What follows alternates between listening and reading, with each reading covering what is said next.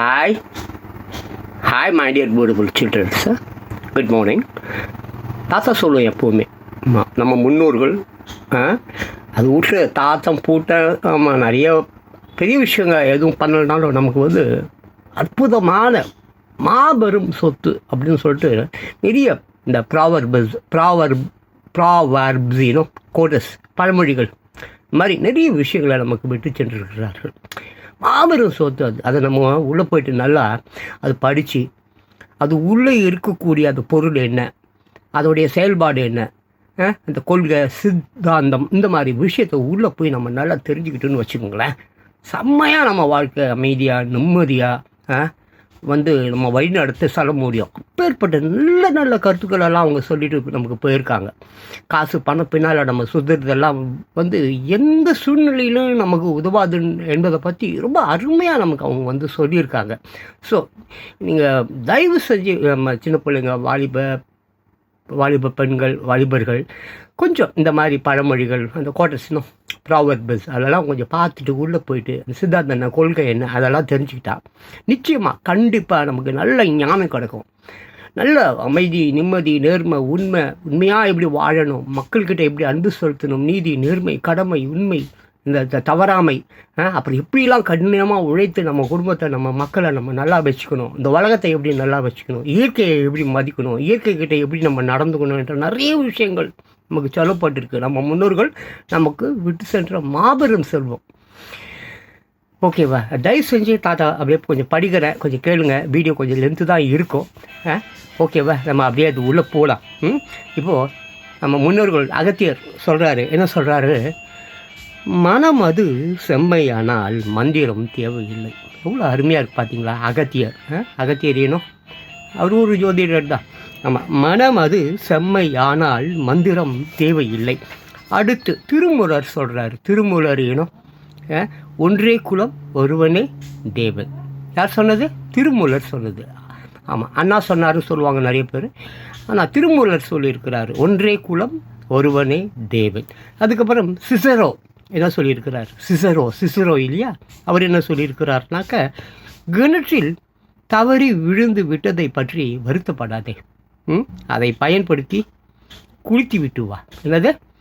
அதை பயன்படுத்தி குளித்து விட்டு வா. புரியுதா? கிணற்றில் தவறி விழுந்து விட்டதை பற்றி வருத்தம் படாதே, அதை பயன்படுத்தி கிணத்தை பயன்படுத்தி நீரை பயன்படுத்தி விட்டு குளித்து விட்டு வா. போனது தான், அதை போய் ஏன் தேடிட்டு கிடக்க? அந்த மாதிரி தான். அடுத்து மார்க்ஸ் சொல்கிறார். மார்க்ஸ் அவர் சொல்கிறாரு, மதம் இதயமற்ற சமூகத்தின் இதயமாக இருக்கிறது. மதம் இதயமற்ற சமூகத்தின் இதயமாக இருக்கிறது. யார் சொல்கிறாரு? மார்க்ஸ் சொல்கிறாரு. நல்லா கவனிக்கணும் சில்ட்ரன். மார்க்ஸ் என்ன சொல்கிறார் பாருங்கள். மதம் என்பது என்ன? அந்த ஜாதி மதம் இதெல்லாம் வந்து ஒரு தீண்டாமை தான். அதை வந்து நம்ம வந்து பின்பற்றவே கூடாது. அவர் தான் சொல்கிறார். மார்க்ஸ் என்ன சொல்கிறாரு? மதம் இதமற்ற சமூகத்தின் இதயமாக இருக்கிறது. இப்படி இருக்கிறது தான் ஒரு இதமற்ற, அதாவது கட்ட விஷயம்னு வச்சுக்கோங்களேன். ஸோ அதே மாதிரி அப்புறம் அடிசன் என்ன சொல்கிறார் பாருங்கள். அடிசன் ரொம்ப அற்புதமான ஒரு விஷயம் சில்ட்ரன்ஸ். அதெல்லாம் நீங்கள் தெரிஞ்சுக்கணும். சித்தாந்தம் கொள்கை, இவர் வந்தால் என்ன செய்வார், அவர் வந்தால் என்ன செய்வார்னு நம்ம பேசிக்கிட்டே இருக்கிறத விட நம்மக்கிட்ட இருக்கிற நல்ல நல்ல விஷயங்களை நல்ல எவ்வளோ விஷயங்கள் நம்மக்கிட்ட இருக்குது இல்லையா, எவ்வளோ விஷயங்கள் நமக்குள்ளார ஒளிது கிடக்குது இல்லையா, எவ்வளோ பெரிய டேலண்ட் நீங்கள் என்பதை நீங்கள் உணர வேண்டும் சொல்லுங்கள். உங்கள்கிட்டயே 1000 திறமைகள் இருக்குது. அதை போய் இன்னொருத்தவங்கிட்ட போய் கேட்டு தெரிஞ்சுக்கிட்டு அப்படி தான் வாழணுன்ற அவசியம் கிடையாது. நீங்கள் உங்களை அறிஞ்சிக்கிட்டா கண்டிப்பாக ஜெயிக்க முடியும். அப்புறம் பாருங்கள், அடிசன் என்ன சொல்கிறார் பாருங்கள். ஒரு காரியத்தில் நீங்கள் முனைப்புடன் ஈடுபடுகின்ற போது உங்களுக்கு தேவையான சக்தி தானாகவே கிடைக்கிறது. ஒரு காரியத்தை நீங்கள் ருசித்து அதுக்குள்ளார நீங்கள் ஆழமாக போகும்போது ஆட்டோமேட்டிக்காக நீங்கள் வந்து அந்த உந்துதல், பவர் பாயிண்ட் சொல்கிறாங்கல்ல, பவர் பேங்க் சொல்கிறாங்கல்ல, ஸோ அந்த மாதிரி ஆட்டோமேட்டிக்காகவே நீங்கள் உங்களுக்குள்ளார ஒரு உந்துதல் ஏற்பட்டு ஒரு சக்தி புறப்பட்டு என்ன செய்ய வேண்டும், அந்த கொள்கை என்ன, அந்த சித்தம் என்ன, அந்த செயல் எப்படிப்பட்டது, அது உழைப்பா இல்லை ஸ்மார்ட் ஒர்க்கா இல்லை ஹார்ட் ஒர்க்கா, அதை நீங்கள் அறிந்து கொள்ள முடியும். அதுதான் அவர் சொல்கிறார். ஒரு காரியத்தில் நீங்கள் முனைப்புடன் மீன்ஸ் வாட்? டெடிக்கேஷன். ஆமாம், உண்மையாக அது உள்ளார போயிடணும். அப்படியே அதை உள் வாங்கிக்கணும். ஆமாம், முனைப்புடன் ஈடுபடுகின்ற போது உங்களுக்கு தேவையான சக்தி தானாகவே கிடைக்கிறது. Automatically you'll go it get it. புரியுதா சில்ட்ரன்ஸ்? அது மாதிரி தான். அப்புறம் பைபிளில் என்ன சொல்லுது பாருங்கள். பைபிளில் வந்து என்ன சொல்லுதுன்னா, துன்பத்தில் இருப்பவனை உடனே போய் பார் அப்படின்னு. ஒருத்தன் கஷ்டப்படும் பொழுது, ஒருத்தன் துன்பத்தில் இருக்கும்போது உடனே போய் அவனை பார். அப்படி சொல்லுது. செல்வத்தில் இருப்பவன் கூப்பிட்டால் போ. என்னது? செல்வத்தில் இருப்பவன் கூப்பிட்டாலும் போ. சொத்து சோகம் அப்படி இப்படி ஜாலியாக வந்தாங்க, நான் தான் எல்லாம், நான் தான் ஹீரோ, நான் தான் எல்லாம் பண்ணோம், அவங்ககிட்டையும் போ. அதே நேரத்தில் துன்பத்தில் இருக்கிறான் இல்லையா, அவனும் மனிதன் தானே, அவன் உடம்புல ரத்தம் தானே ஓடுகிறது, அவனும் முன்னை போன்ற ஒரு மனித பிறவி தானே. ஸோ பணக்காரன் கூப்பிட்டாலும் போ. அதே மாதிரி துன்பத்தில் ஒருவன் இருக்கிறானா, அவனையும் போ, அவனையும் பாரு, அவனையும் நல்லா விசாரி, அவங்ககிட்டையும் நல்லா பழகு என்று எது சொல்கிறது? பைபிள் சொல்கிறது. அதுக்கடுத்து இந்திரா காந்தி என்ன சொல்கிறாங்க பார்க்கலாம். இந்திரா காந்தி 1000 ஆண்கள் ஒரே இடத்தில் ஒற்றுமையாக சேர்ந்து வாழலாம், 2 பெண்கள் வாழ முடியாது, அவர்கள் சகோதரிகளாக இருந்தவங்க கூட சொல்லி இந்திரா காந்தி அம்மா என்ன சொல்கிறாங்க பார்த்தீங்களா? 1000 ஆண்கள் ஒரு இடத்தில் இருந்தால் கூட அந்த இடத்துல குழப்பம் இருக்காது, அந்த இடத்துல சண்டை சச்சரவுகள் இருக்காது, அந்த இடத்தில் ஒற்றுமை ஓங்கி நிற்கும். வாடா போடா ஆய்வையும் கத்திக்கிட்டா கூட ஒன்றா சேர்ந்துருவாங்க. ஆனால் பெண்கள் 2 பெண்கள், அது சகோதரியாக இருந்தால் கூட சரி, மற்ற பெண்கள் இல்லை, நம்ம ஊர் தெருவில், நம்ம நாட்டில் இல்லை, நம்ம தேசத்தில் சகோதரிகள், நான் அது அவன் நாசமாக போடும் அப்படின்னு சொல்கிறாங்க. யார் சொல்கிறாங்க? இந்திரா காந்தி அம்மா சொல்கிறாங்க. இப்போ அவங்க இல்லை. சரி, மறுபடியும் பாருங்க, அதே நான் படிக்கிறேன். 1000 ஆண்கள் ஒரே இடத்தில் ஒற்றுமையாக சேர்ந்து வாழலாம், வாழ முடியும் அப்படின்றாங்க. 2 பெண்கள் வாழ முடியாது, ஆனால் 2 பெண்கள் சான்ஸே கிடையாது அப்படின்றாங்க. அவர்கள் சகோதரிகளாக இருந்தாலும் கூட எப்படி எழுதுகிறாங்க பாரு.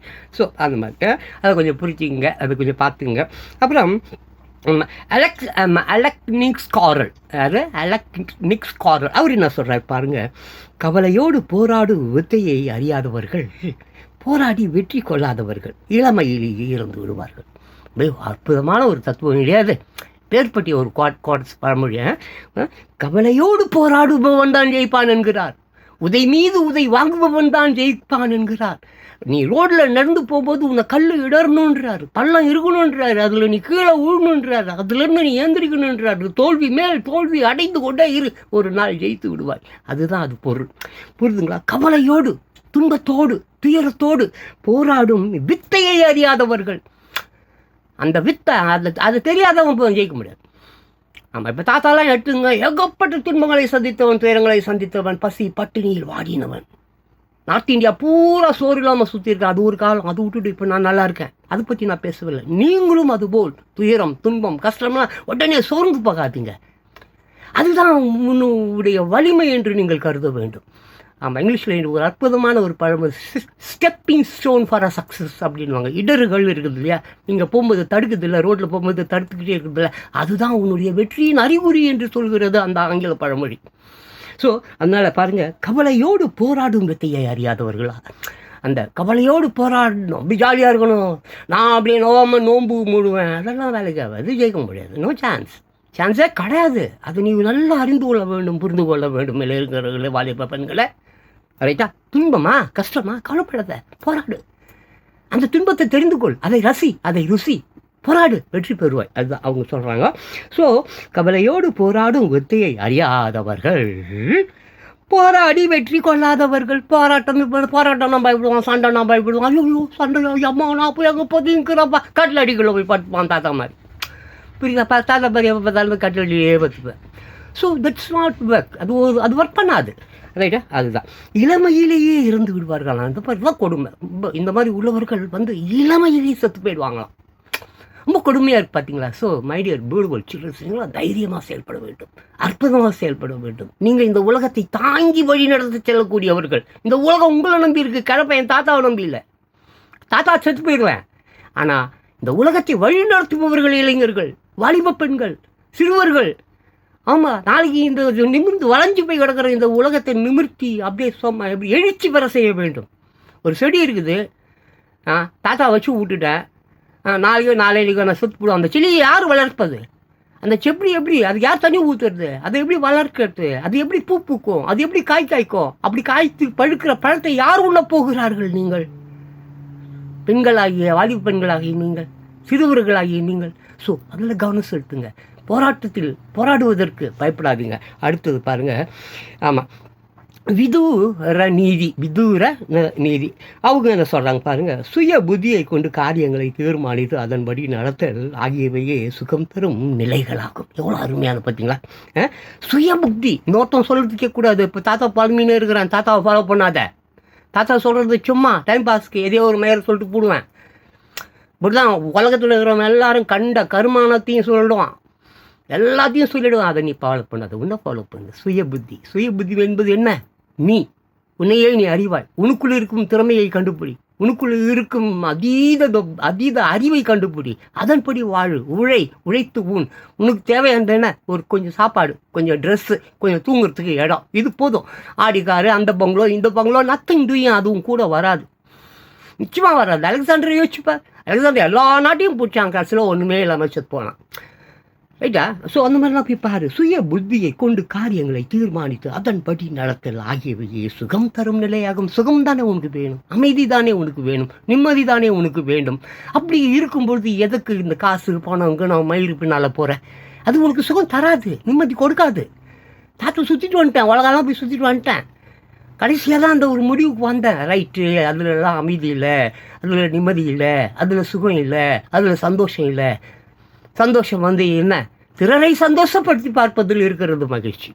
மற்றவர்களை, துன்பத்தில் இருப்பவர்களை சந்தோஷப்படுத்தி பார்ப்பதில் இருக்கிறது அமைதி, மகிழ்ச்சி, இன்பம், சுகம். சின்ன வாழ்க்கை செல்லம் நம்ம வாழற வாழ்க்கை, சின்னோண்டு வாழ்க்கை. இந்த வாழ்க்கை நம்ம சாவறதுக்காக பிறந்திருக்கோம், வாழறதுக்காக இல்லை. ஸோ இந்த சின்ன வாழ்க்கையில் இன்பமாக இருக்கிறதுக்கு நல்ல நல்ல விஷயங்களை செஞ்சுட்டு போயின்னு வச்சிடலாம். ரைட்டா? ஓகே, அடுத்தது பாரு, கவிமணி என்ன சொல்கிறாரு பாரு. மங்கையராய் பிறப்பதற்கே நல்ல மாதவம் செய்தல் வேண்டுமாம்மா. இவ்வளோ அருமையாக சொல்லியிருக்காரு பாருங்க கவிமணி. கவிமணி என்ன சொல்கிறாரு? மங்கையராய் பிறப்பதற்கே நல்ல மாதவம் செய்திடல் வேண்டுமாம்மா. பெண்களை வஞ்சிக்காதீர்கள், பெண்களை ஏளனப்படுத்தாதீர்கள்.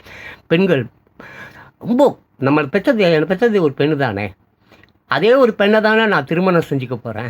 அப்படி ஒரு பெண்ணாக தான் நான் திருமணம் செஞ்சுக்கிட்டு அந்த பெண் தானே இன்ன வரைக்கும் எனக்கு சேவை செய்து கொண்டு இருக்கிறாள். அவள் நல்லவள் கெட்டவள் என்பதை ஆராய்ச்சி செய்யாதே. புரியுதா? ஒரு பெண் இல்லாமல் இந்த உலகம் இல்லை, பெண் இல்லாமல் இங்கு எதுவும் அசையாது. ரைட்டா? ஸோ பெண்ணை போற்றி பழக கற்றுக்கொள். ரைட்டா? அதான் மங்கையராய் பிறப்பதற்கே நல்ல மாதவம் செய்திடல் வேண்டுமம்மா. யார் சொல்கிறார்? கவிமணி சொல்கிறார். சரி, அப்புறம் பாம்பாட்டி சித்தர் என்ன சொல்கிறாரு பார்ப்போம். அவர் என்ன சொல்கிறாரு அதை பார்த்துடலாம். பாம்பாட்டி சித்தர் என்ன சொல்கிறாருன்னா, இனிய சொல் உமது இனிய வாழ்க்கை, பொறுமை உமது ஆஸ்தியாகும், நேர்மை உமது வெற்றியாகும். வா, அவ்வளோ அற்புதமான ஒரு விஷயத்தை பார்த்துங்களா? பாம்பாட்டி சித்தர் என்ன சொல்கிறாரு? இனிய சொல். தாத்தா பார் எப்போவுமே இனிமையாக தான் பேசின்னு இருப்பேன். ஆனால் தாத்தாக்குள்ள ஒரு 1000 சந்தேகங்கள் இருக்கும், தாத்தாக்குள்ள 1000 சூழ்ச்சிகள் இருக்கும், தாத்தா 1000 உளவாளிகளை வச்சுருப்பேன். பட் இருந்தாலும் இனிய சொல் எப்போவுமே. ஒரு நல்லா இல்லாத குழம்பை என் பொண்டாட்டி கொடுத்தா கூட நல்லா இருக்குது, சூப்பராக இருக்குன்னு சொல்லுவேன். ஆமாம், ஒரு தீஞ்சி போன ஒரு தோசையை என்கிட்ட கொடுத்து சாப்பிடுன்னு என் பொண்டாட்டி கொடுத்தா கூட சாப்பிட்டு வா பியூட்டிஃபுல், சூப்பர், நல்லா டேஸ்ட்டாக இருக்கே அப்படி சொல்லுவேன். இனிய சொல்.